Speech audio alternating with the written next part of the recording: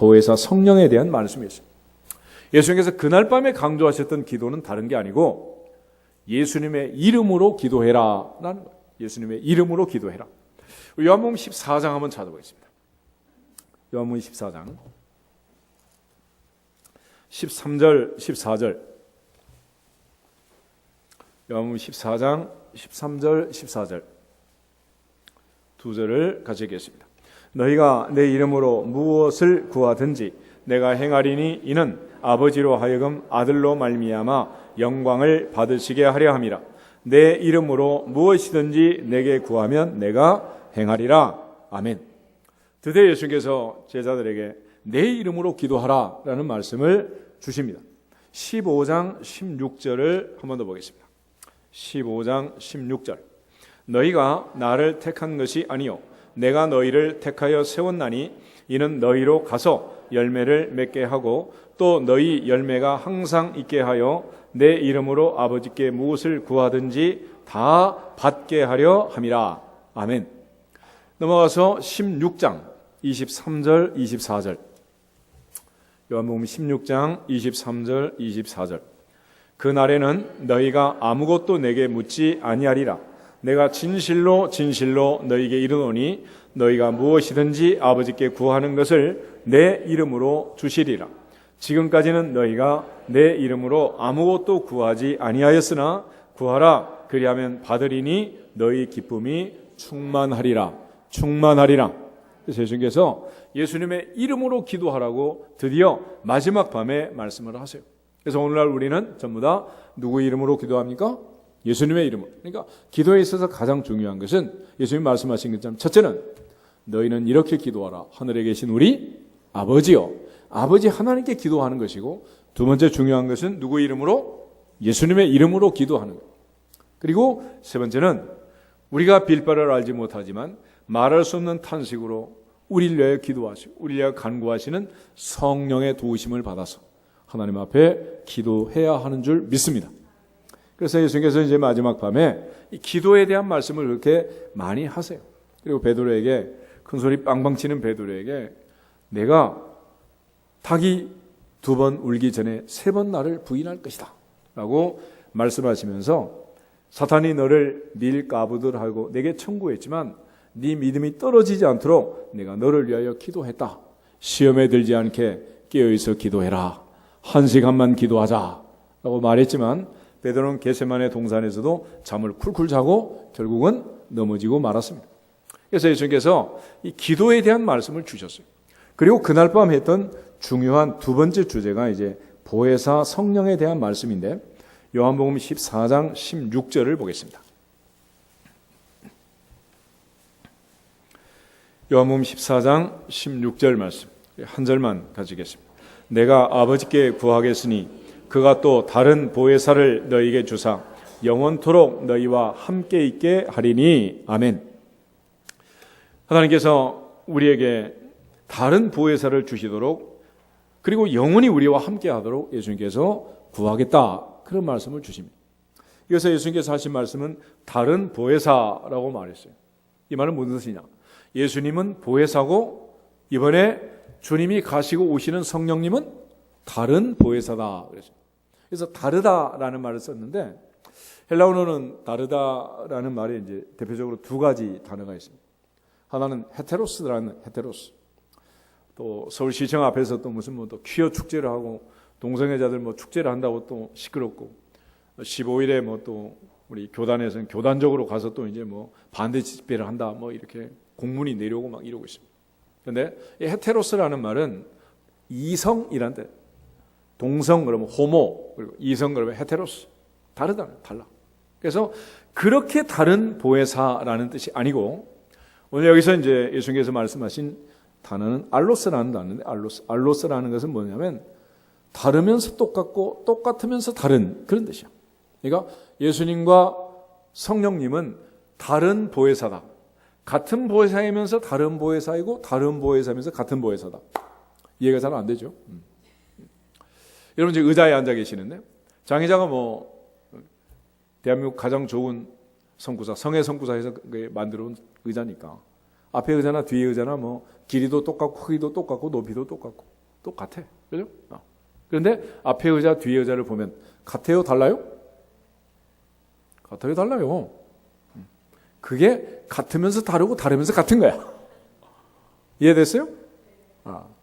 그러니까 예수님과 성령님은 위격으로 따지면 성부 하나님, 성자 하나님, 성령 하나님 분명히 다르단 말이에요. 그러나 보혜사가 하는 역할, 기능에 따르면은 예수님께서 하시는 일이나 성령이 하시는 일이나 똑같은 일이에요. 그래서 보혜사라는 말을 헬라어로는 파라클레토스라고 하는데 옆에 있으라고 부름을 받은 자라는 뜻이에요. 그래서 영어로 번역할 때는 위로자 또는 돕는 자, 때로는 상담자, 그리고 중보자, 이런 대언자라는 뜻으로 이제 해석을 해요. 그래서 comforter, counselor, helper, advocate 이런 단어들을 쓰는데 이거는 예수님께서 우리의 보호자가 되어서 보혜사가 되셔서 계시다가 이제 주님이 가시면서 하나님이 약속하신 다른 보혜사가 오신 거예요. 그분이 바로 성령 하나님인 줄 믿습니다. 요한복음 14장 26절을 한번 더 보겠습니다. 요한복음 14장 26절 보혜사 곧 아버지께서 내 이름으로 보내실 성령 그가 너희에게 모든 것을 가르치고 내가 너희에게 말한 모든 것을 생각나게 하리라. 아멘. 그래서 이 시간 우리가 말씀을 전하고 들을 때도 하나님의 성령이 함께 하셔서 우리의 마음과 생각에 임재하셔서 생각나게 하고 깨닫게 하고 가르쳐 주시면 은혜가 되고 믿어지고 깨달아지고 역사가 나타날 줄 믿습니다. 그러나 하나님의 성령이 역사하지 아니하면 이 시간은 그저 졸리는 시간이지 무슨 의미가 있겠어요. 그래서 하나님의 성령은 성경을 기록한 저자일 뿐만 아니라 성경을 기록한 사람들을 붙들고 감동해서 그들로 하여금 성경을 기록하게 했고 또 오늘 우리가 이 말씀을 읽고 들을 때에 우리에게 찾아오셔서 또 생각나게 하시고 깨닫게 하시고 가르쳐 주시고 역사하시는 보혜사인 줄로 믿습니다. 또 우리가 이제 상담자 그랬는데 상담자 예를 들어서 우리가 말씀을 듣기 전에 또 문제가 있고 또 한 주간 살면서 또 머리 아픈 일도 있고 골치 아픈 일도 있고 그럴 거 아니에요. 그런데 예배를 드리고 말씀을 듣고 은혜를 받다 보면 내 문제가 해결되는 때가 있어요. 그것은 하나님의 성령이 오셔서 내 마음을 위로하시고 상담해 주심으로써 이제 더 이상 문제가 안 되고 말씀 속에 성령의 상담을 통해서 위로를 받고 해결이 되는 겁니다. 할렐루야. 그렇게 되는 거예요. 그러니까 상담이라는 것은 개인적으로 만나서 먹고 이래야 되는 게 아니라 결국은 하나님의 성령이 하시는 거예요. 그러므로 구교처럼 이제 신부를 찾아가서 고해성사를 해야 이게 해결되는 게 아니고 하나님의 성령이 오셔서 내 마음에 하나님의 성령이 오셔서 내 죄를 사하고 십자가에 달려주신 예수 그리스도의 피값을 믿고 믿는 자는 구원을 받으리라. 용서를 받으리라. 할렐루야. 이런 과정을 거치는 거예요. 오래전 얘기인데 예전에 학생 하나가 우리 교회를 찾아왔어요. 11시에 끝났는데 보니까 학생이 어떻게 오셨습니까? 그랬더니 상담하러 왔는데 해결이 다 됐대. 가야 된대. 그런데 그분이 봤더니 이제 목욕탕을 하시더라고. 목욕탕. 아줌마 학생이야. 그래가지고 늙은 학생이 왔는데 남편하고 이런저런 문제가 있어가지고 좀 이제 복잡했던 것 같아. 근데 그때가 마침 5월달이었는데 5월달 되면 이제 가정에 대한 설교들을 하잖아요. 그죠? 그래서 이제 그날 말씀을 듣고 해결이 다 됐대. 굳이 목사님하고 상담 안 해도 된대. 누가 해주신 거요? 누가? 성령께서 하시는 거예요. 그러니까 하나님의 성령이 말씀을 듣는 이 시간 누군가는 만지시고 누군가는 통하시고 누군가는 위로하시고 누군가는 고쳐주시고 할렐루야. 이거 조금 지루해도 길어도 참을지어다. 결국 하나님의 성령이 하시는 성령께서 또 우리의 연약함을 도우시고 하나님 붙들어 주시는 거죠. 요한복음 15장 16절 한번 더 보겠습니다. 15장 16절 내가 아버지께로부터 너희에게 보낼 보혜사 곧 아버지께로부터 나오시는 진리의 성령이 오실 때 그가 나를 증언하실 것이요. 그래서도 보혜사라는 분을 보내겠다 그랬습니다. 요한복음 16장 7절을 한번 더 보겠습니다. 요한복음 16장 7절 다 같이 읽겠습니다. 그러나 내가 너희에게 실상을 말하노니 내가 떠나가는 것이 너희에게 유익이라. 내가 떠나가지 아니하면 보혜사가 너희에게로 오시지 아니할 것이요 가면 내가 그를 너희에게로 보내리니. 아멘. 그러니까 예수님 말씀을 잘 들어보면 예수님하고 같이 있는 게 좋다, 예수님 승천하시고 보혜사가 오는 게 더 좋다, 보혜사 성령이 오는 게 더 좋다는, 더 좋아. 그래서 보혜사가 오시면, 성령이 오시면 뭐가 좋으냐? 예수님이 이 땅에 육체로 계신다면 예수님하고 식사하고 대화할 수 있는 범위가 한정적이잖아요. 그죠? 근데 승천하시고 보혜사가 오셔서 이제는 우리의 몸을 성전 삼아서 보혜사 성령께서 어느 나라 어느 땅에서 예수 믿는 사람이든지 그 안에 내주하시고 역사하시고, 할렐루야. 그래서 예수님 떠나가는 것이, 보혜사가 오는 것이 더 좋다라고 말씀을 하신 거예요.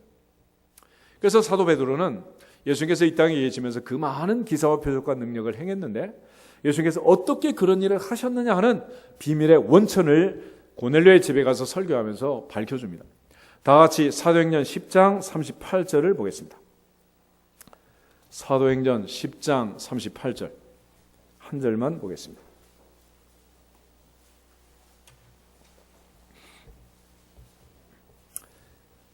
같이 읽습니다.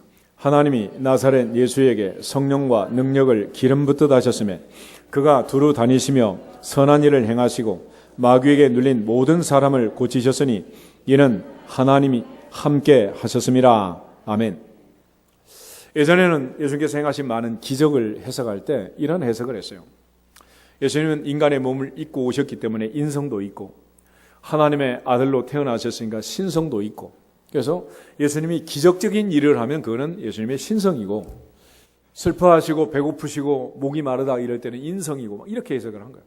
그래서 예수님은 인성과 신성이 그야말로 오토매틱 체인지를 해가지고 트랜스포메이션을 해서 어떨 때는 신성으로 어떨 때는 인성으로, 이게 막 아주 자유자재로 막 우리 드라이브 하면 이제 오토매틱 스틱에 이제 D를 놓고 달리면 이제 지가 알아서 그냥 1단, 2단, 3단 하는 것처럼 그런 식으로 생각을 했어요.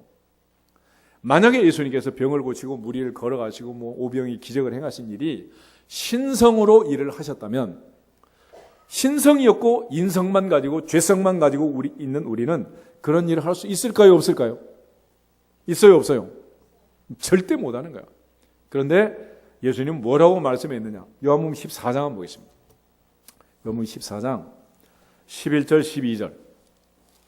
그날 밤에 예수님께서 하신 말씀 중에 정말 중요한 말씀이에요.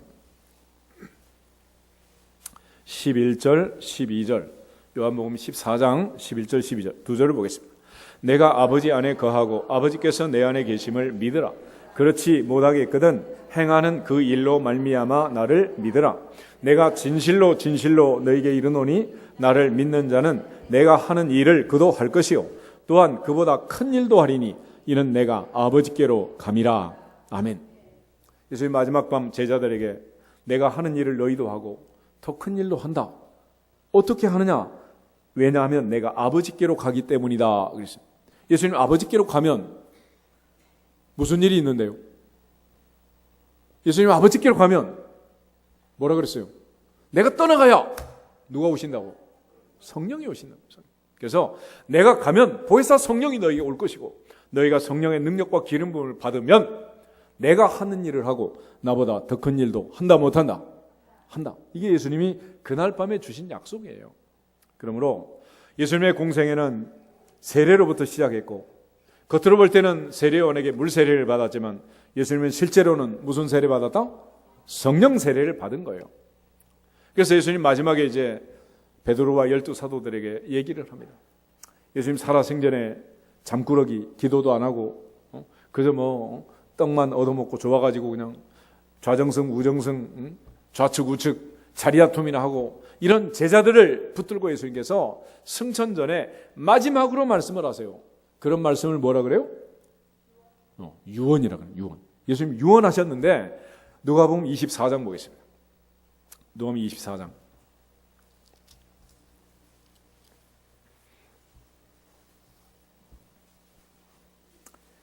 50절 51절에 보면 이렇게 되어 있습니다. 예수께서 그들을 데리고 베다니 앞까지 나가서 손을 들어 그들에게 축복하시더니 축복하실 때 그들을 떠나 어디로 올라갔다? 하늘로 올려지시니 그랬습니다. 하늘 올라가기 바로 전에 하신 말씀이 48절 49절 두 절 보겠습니다. 너희는 이 모든 일의 증인이라. 볼지어다 내가 내 아버지께서 약속하신 것을 너희에게 보내리니 너희는 위로부터 능력으로 입혀질 때까지 이 성에 머물라 하시니라. 아멘. 예수님께서 우리에게 준 사명은 증인되는 것입니다. You will be my witness. 넌 내 증인이 되어야 한다. 그런데 증인되는 것은 공부를 해서 뭐 석사 박사 돼가지고 성경 공부해가지고 증인하는 게 아니라는 거예요. 증인은 체험하고 성령의 능력을 받고 성령 체험을 하고 성령 세례를 받고 증인을 한다는 거예요. 무당도 배움 무당이라는 게 있고 내림 무당이라는 게 있어요. 어떻게 해서 무당이 되는 거냐? 여러분, 어느 날 갑자기 내 의지와 아무 상관없이 신내림을 받아가지고 귀신이 내 속에 들어와서 내 몸을 지 몸처럼 막 쓰는 거야, 이게. 그게 무당이 되는 거예요. 그런데 신이 내리지도 않았는데 무당이 하는 걸 공부를 하는 거야, 공부를. 그래가지고 쭉 공부를 해가지고 막 절차를 정하고 막 이렇게 완벽하게 이제 시나리오를 만들고 그러면 겉으로 볼 때는 누가 더 진짜 같겠어? 배움 무당이 훨씬 진짜 같아요. 그런데 걔는 가짜야. 왜냐하면 그 속에 뭐가 없어? 귀신이 없는 거야. 귀신. 복음서의 베드로하고 사도행전의 베드로가 그렇습니다. 복음서에서는 예수님 따라다니면서 3년 동안 공부를 한 거예요. 저자 직강으로 막. 그런데 베드로는 성령을 받지 못했어요. 그래서 예수님께서 마지막까지 베드로를 보면서 12제자를 안타까워하시는 거예요. 예루살렘을 떠나지 마라. 기다려라. 그래서 이제 누가가 쓴 성경이 두 권인데 누가가 쓴 첫 번째 책은 누가복음이고 두 번째 책이 사도행전이에요. 근데 그 안에 이제 요한복음이 들어와 있는 겁니다. 누가복음 24장 다음에는 사실은 사도행전 1장을 봐요. 사도행전 1장 보겠습니다. 사도행전 1장 보면 예수님께서 승천하기 전에 다시 한번 이제 제자들에게 하신 말씀이 강조되어서 기록이 되어 있습니다. 그 중에 9절 말씀을 보면 이 말씀을 마치시고 그들이 보는 데서 올려져 가시니 구름이 그를 가리어 보이지 않게 하더라. 그래서 사도행전 1장 9절 예수님이 승천하시면 승천. 바로 그 승천하기 전에 하신 말씀이 앞부분에 기록이 되어 있는 거예요. 그 중에 먼저 빨갛게 되어 있는 4절 5절을 보겠습니다. 사도와 함께 모이사 그들에게 분부하여 이르시되 예루살렘을 떠나지 말고 내게서 들은 바 아버지께서 약속하신 것을 기다리라. 요한은 물로 세례를 베풀었으나 너희는 몇 날이 못되어 성령으로 세례를 받으리라 하셨느니라. 아멘. 예수님께서 강조하신 세례는 물 세례, 성령 세례? 성령 세례 받아야 한다. 베드로야, 요한아, 성령 세례 받아야 한다. 성령 세례 받아야 증인할 수 있다 얘기한 거예요. 근데 제자들은 여전히 말귀를 못 알아들어요. 그리고 6절에 예수님께 질문을 합니다. 주께서 이스라엘 나라를 회복하실 때가 지금입니까? 새 정부 언제 출범하고 우리는 언제 장관합니까? 국무회의 언제 합니까? 막 질문을 하는 거예요. 그때 예수님이 하신 말씀이 다시 기록되어 있는데 7절 8절 보겠습니다. 이르시되 때와 시기는 아버지께서 자기의 권한에 두셨으니 너희가 알 바 아니요 오직 성령이 너희에게 임하시면 너희가 권능을 받고 예루살렘과 온 유대와 사마리아와 땅끝까지 이르러 내 증인이 되리라 하시니라. 아멘. 정말로 중요한 것은 예수님 강조하신 것은 오직 누가 오셔야 된다? 성령 오셔야 된다. 오직 성령이 임해야 된다. 오직 성령의 능력을 받고 하나님의 나사렛 예수의 성령과 능력을 기름부터 부으셨던 것처럼 오직 성령 받아야 한다라는 것을 예수님께서 유언처럼 남기고 가시는 거예요. 그래서 예수님께서 공생애를 시작할 때 세례로 시작해서 마지막 떠나면서 성령 세례를 또 강조하고 가십니다. 그리고 예수님께서 이 땅에 하셨던 모든 사역은 신성을 가지고 하신 게 아니고 하나님이 나사렛 예수에게 성령과 능력을 기름부터 댔고 그 성령의 임재 속에 예수님은 성령의 능력으로 권능으로 그 많은 기사와 표적과 능력을 행하시고 귀신을 쫓아내고 각색병자를 고쳐주신 줄로 믿습니다. 그러므로 오늘 우리의 삶이 변화되려면 우리는 오직 성령 충만을 받고 성령 세례를 받아야 될 줄로 믿습니다. 아직 변화되지 않았다면 그런 성령 받지 못해서 그러는 거예요. 그러므로 어른도 아이도 성령 받아야 됩니다. 사람이 오랜 동안 신앙생활을 해도 성격이 바뀌지 않는다 그러잖아요. 그런데 안 바뀌는 이유는 뭐냐? 당연하죠. 뭐 성령의 임재 속에 성령 충만을 받아야 되는데 그 성령이 나를 변화시켜 줘야 되는데 이게 안 되는 거예요. 보통 에베소 5장 18절에 가면 술 취하지 말라 이는 방탕한 것이니 오직 성령으로 충만함을 받아라 그랬잖아요. 세상 사람들이 변화되는 가장 큰 변화 중에 하나는 술 충만이라는 거예요. 그거하고 성령 충만을 비교하는 거예요. 그러니까 조용하던 사람도 술 충만하면 그때부터는 노래를 불러요. 젓가락질을 장단을 맞춰가면서 온갖 얘기를 다 해요. 그렇지? 그러니까 조용하던 사람도 성령 충만하면 정인할 수 있다 없다? 있다 없다? 얼마든지 할 수 있는 거예요. 그러니까 내가 하는 게 아니고 오직 누가 임하시면? 성령이 임하시면. 그래서 성령이 오시면 그때는 달라지는 거예요. 그런데 모세가 시내산에서 80에 변화될 때 떨기나무에 불이 붙었습니다. 그런데 놀라운 일이에요. 아니 떨기나무에 불이 붙었는데 나무에 불이 붙으면 백두대간에 산불 나는 것처럼 그 다음에 어떻게 돼요? 사그라지고 없어져야지. 다른 데로 번져가야 되는데 이건 그게 아니라 떨기나무에 불이 붙었는데 계속 타고 있는 거예요. 이게 어떻게 된 거냐? 참 놀라운 광경이다. 그리고 이제 가는 거예요. 그런데 예전에 시골에서 여러분 뭐 호롱불 켜잖아요. 그죠? 호롱불 세대. 근데 기름을 넣어가지고 심지에 불을 붙여서 놔두면 밤새워 타다가 이제 새벽에는 불이 꺼지기 전에 기름이 떨어지면 그 다음에 뭐가 타는가? 이제 심지가 타는 심지가. 그렇지? 그러니까 이 얘기는 무슨 얘기냐면 모세가 자기 능력, 자기 힘을 가지고 사역을 하면 내가 다 타서 없어지는 거예요.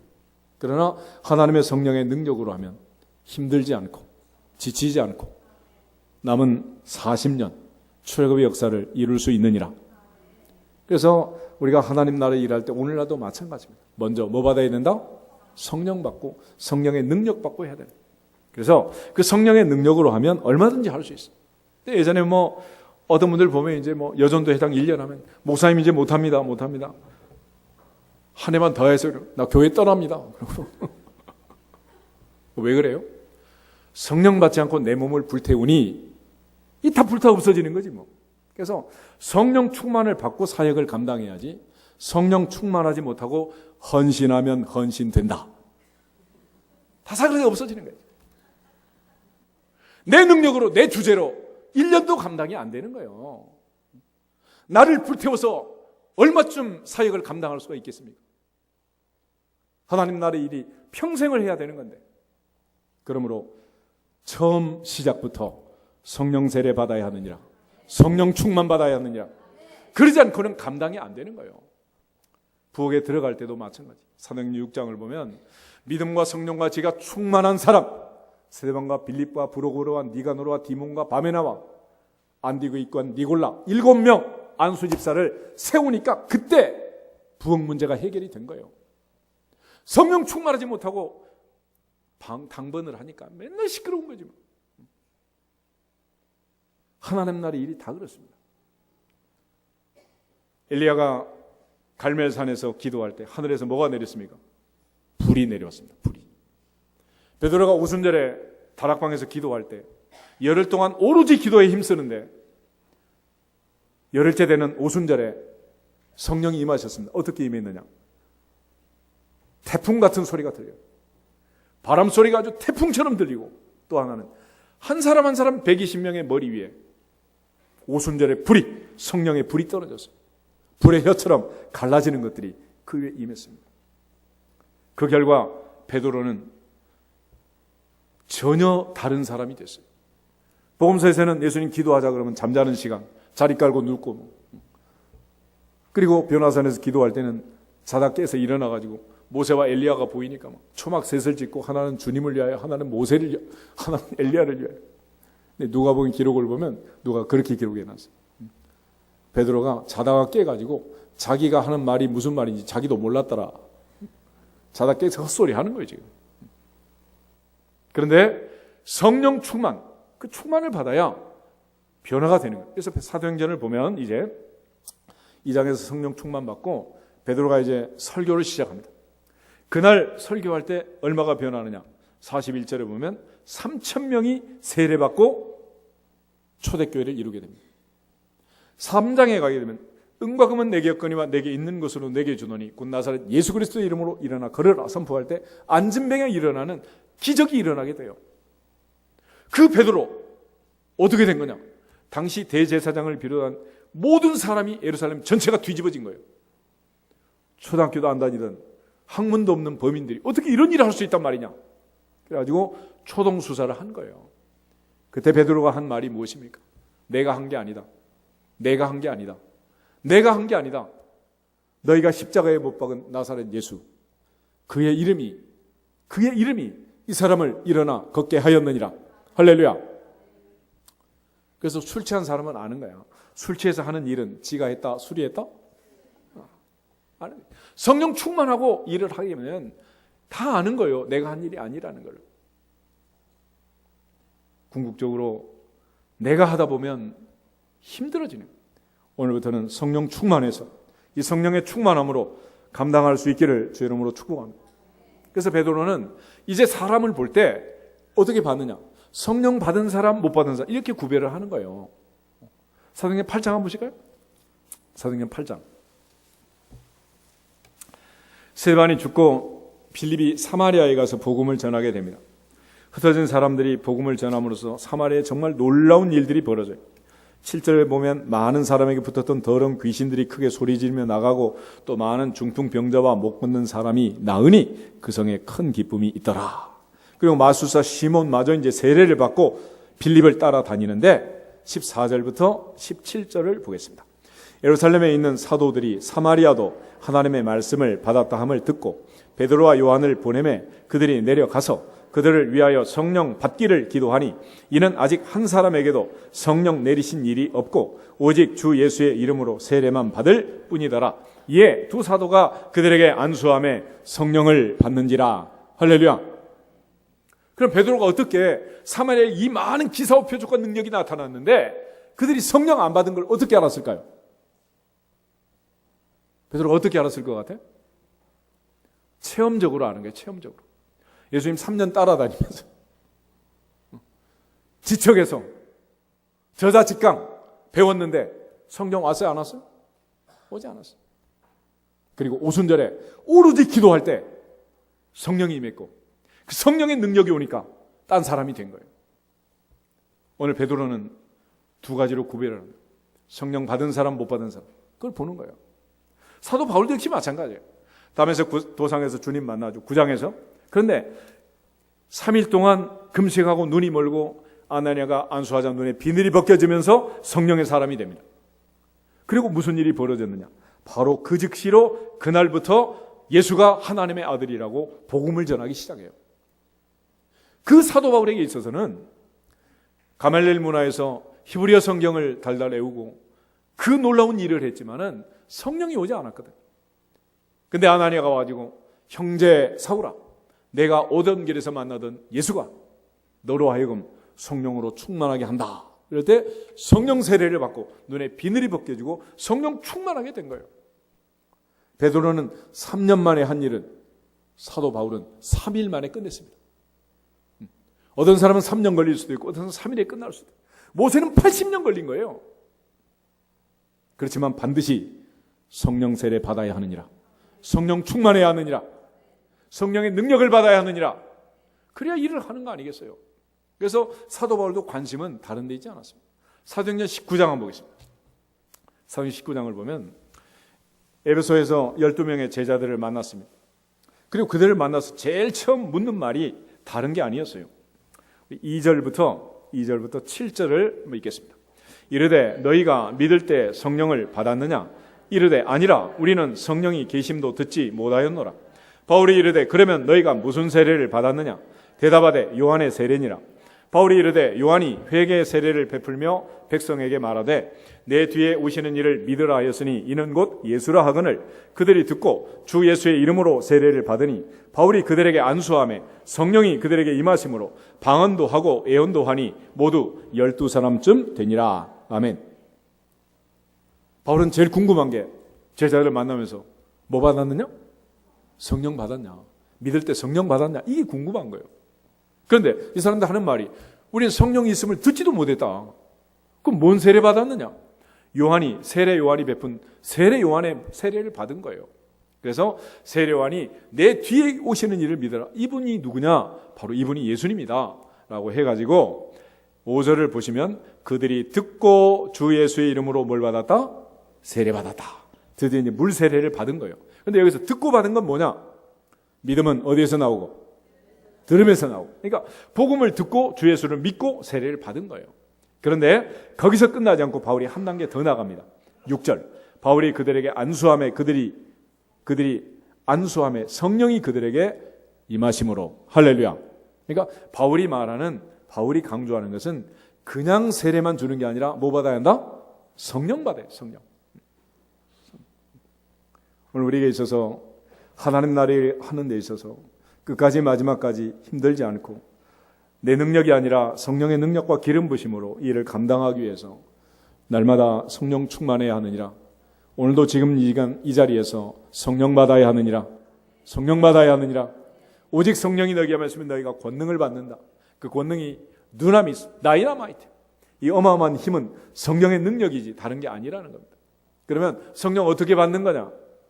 열심히 힘쓰고 애쓰고 노력해서 받는 거 아니잖아요. 어느 날 신내림을 받아 무당이 되는 것처럼 하나님의 영이 임하시는데 어떤 조건이 돼야 임하느냐? 가장 먼저 그걸 리얼하게 체험한 베드로가 설명을 해요. 사도행전 2장을 보겠습니다. 사도행전 2장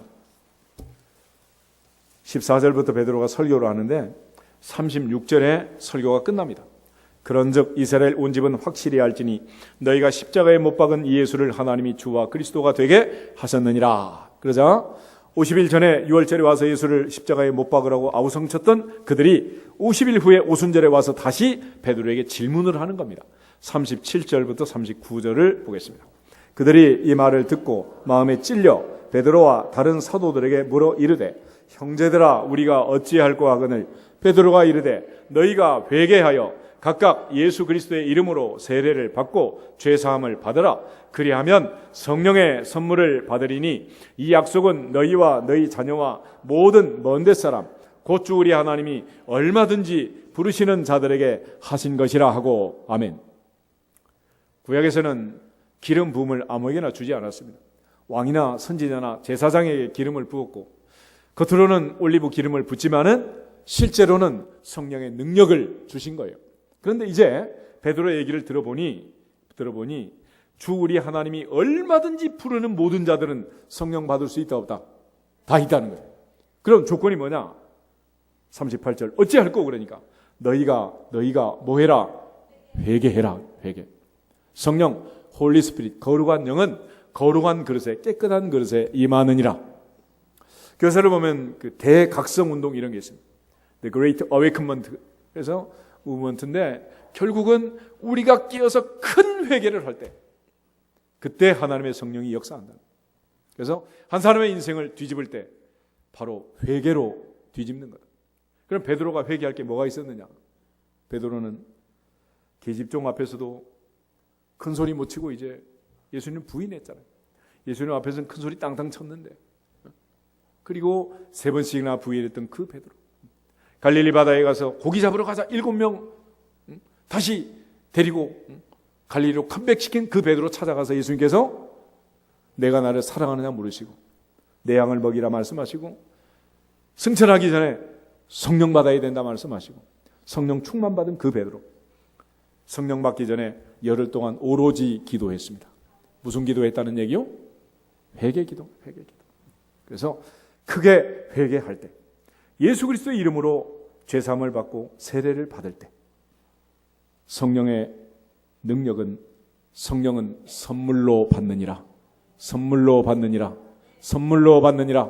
그래서 물 세례를 받을 때 성령 세례가 뒤따르는 것은 선물로 주신 선물로. 그러므로 이 약속은 너희와 너희 자녀와 모든 먼 데 사람 얼마든지 부르는 모든 자들이 다 받을 수 있다 그랬습니다.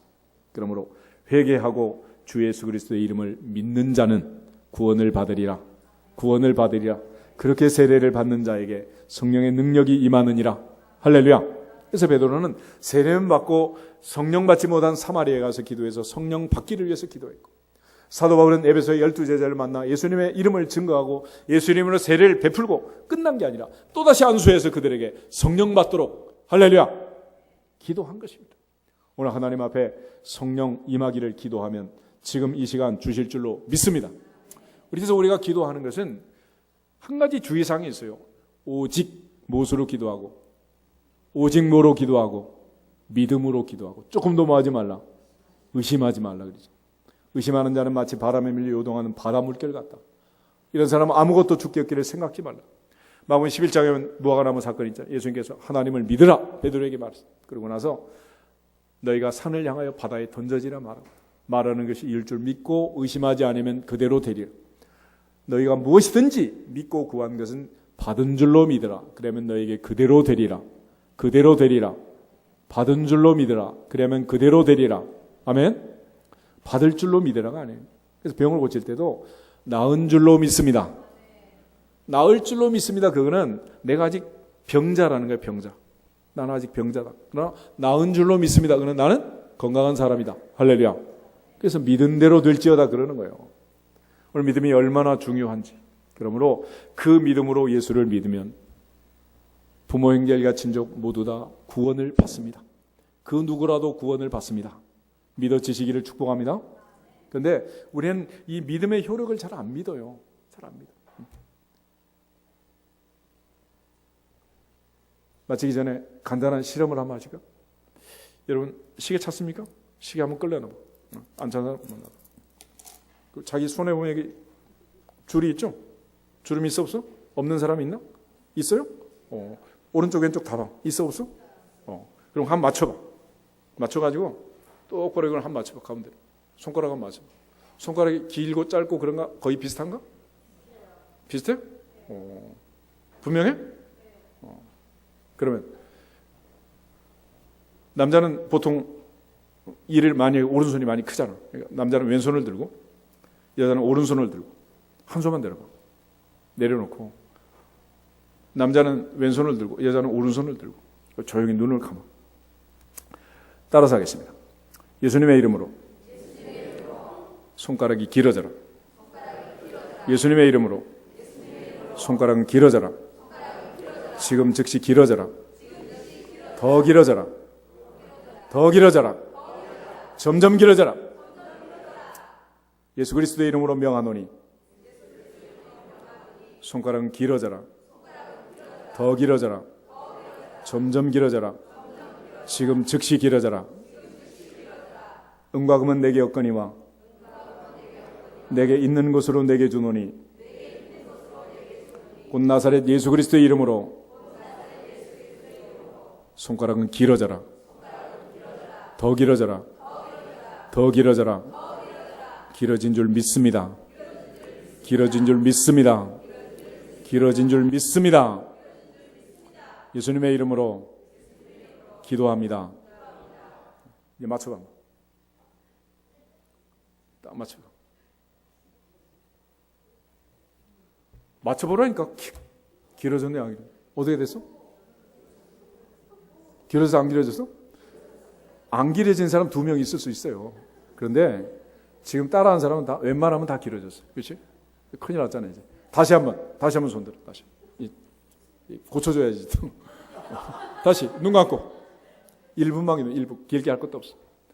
고요하게 눈 감고 아무 생각하지 말고 주 예수 그리스도의 이름으로 손가락은 작아져라. 점점 작아져라. 지금 즉시 작아져라. 예수 그리스도의 이름으로 손가락은 작아져라. 더 작아져라. 더 작아져라. 점점 작아져라. 점점 작아져라. 예수 그리스도의 이름으로 명령하노니 손가락은 짧아져라. 손가락은 짧아져라. 은과 금은 내게 없거니와 내게 있는 것으로 내게 주노니 곧 나사렛 예수 그리스도의 이름으로 손가락은 짧아져라. 짧아진 줄 믿습니다. 짧아진 줄 믿습니다. 짧아진 줄 믿습니다. 예수님의 이름으로 기도합니다. 아멘. 다시 한번 붙여봐.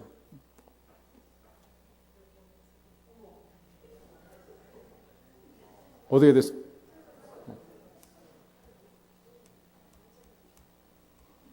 예수님의 이름으로 선포하는 거 그냥 하는 거예요? 진짜로 하는 거예요? 내가 여러분 손가락을 내가 늘렸다 줄였다 했나? 각자 믿은 대로 될지어다. 그러니까 앞에서 기도하는 것도 중요하지만 기도하는 사람이 오직 무엇으로? 믿음으로 하면 된다 안 된다. 그래서 말기 암 환자도 포기하지 말고 예를 들어 사도 바울처럼 해보다 더 밝은 빛이 내게 비쳐서 그 빛이 내게 들어와서 암세포가 아이스크림처럼 녹아가지고 사라진다 라고 하루에 20분씩 아침, 점심, 저녁 3번만 묵상을 하면 한 달 안에 병이 다 낫습니다. 어떤 사람은 회사 입사해서 10년 만에 사장이 됐어요. 그런데 모두 다 축하를 해요. 근데 이 사람이 이렇게 말합니다. 난 오늘 사장 된 거 아니고 10년 전에 이미 나는 사장이었습니다. 오늘 저는 비가 오면 이제 사장이 하는 일을 하는 거야. 회사 어디 세능대는 없는지, 식당에서 밥을 먹을 때도 그냥 줄 서가지고 막 늘어 긴장해서 힘싸움 그러잖아. 이 식당에 후생복지가 잘 돼 있는지 사장이 하는 일을 하는 거야. 사장의 관점은. 마침내 사장 되겠어 안 되겠어? 전교 1등 엄마하고 꼴찌 엄마는 차이점이 있는데 1등 엄마는 마음속에 항상 내 아들은 전교 몇 등? 이번 시험 잘못 봐서 10등 해도 내 아들은 몇 등? 항상 1등이야.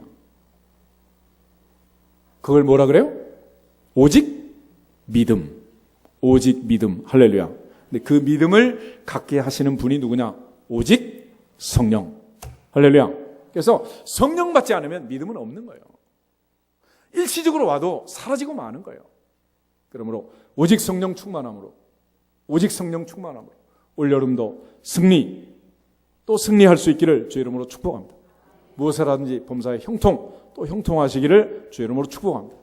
그래서 예수님께서 세례 받으시고 성령 세례 받으시고 승천하시기 전에 성령 세례 받으라고 얘기해요. 예수님이 하신 모든 사역은 하나님이 나사렛 예수에게 성령과 능력을 기름 붓듯 부은 결과였다라고 말씀하시고 오늘 우리에게 오직 뭐 받으라? 성령 받으라. 그래서 베드로도 바울도 사람 만나면 다른 거 모르지만 뭐 받았느냐? 성령 받았느냐? 성령 받았느냐? 아멘? 딸 아들 시 보내면서 링크 코드 받았느냐? 다이아몬드 받았느냐? 이런 게 아니고 오직 성령 받았느냐? 할렐루야!